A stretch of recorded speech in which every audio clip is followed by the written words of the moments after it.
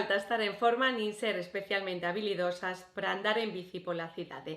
Dino as mulleres bicivisíveis de Vigo que subliñan que son máis as barreiras que teñen as mulleres que os homes agora de andar en bicicleta. Traballan por rachar estes obstáculos e por conseguir na mobilidade e no urbanismo unha ollada de xénero e máis espazos seguros. Iria Vázquez, deste colectivo, vai nolo explicar moi ben.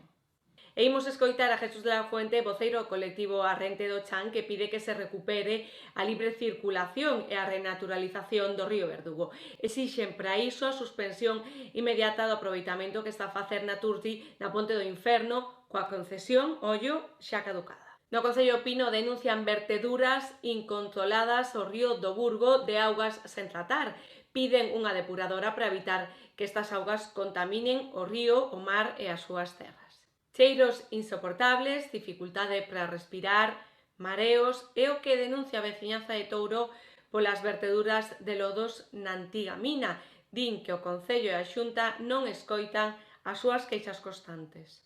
Espazos naturais como a Serra do Suído ou a da Groba, o Macizo Central, Ourensán ou Pena Trevinca están ameazados por megaparques eólicos e os intereses da poboación rural seguen a ser relegados mentres uns poucos só se van a beneficiar con este negocio do eólico. Vainos falar máis destes proxectos Xosé Beiras. E o sábado pasado estivemos en Mugardos na nova concentración, neste caso diante de Reganosa, da Coordinadora Galega por un reparto xusto dos fondos europeos xunto co Comité de Emerxencia da Ría de Ferrol.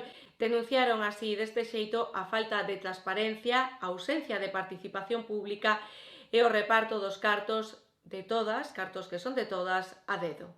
Pero ante tanta desfeita sempre nos gusta lembrárvolo, hai alternativas unha vez máis, traínolas Monse Valencia. Hoxe vainos falar da plataforma pola xustiza fiscal co seu voceiro Paco González, que reclaman unha verdadeira reforma do sistema de impostos.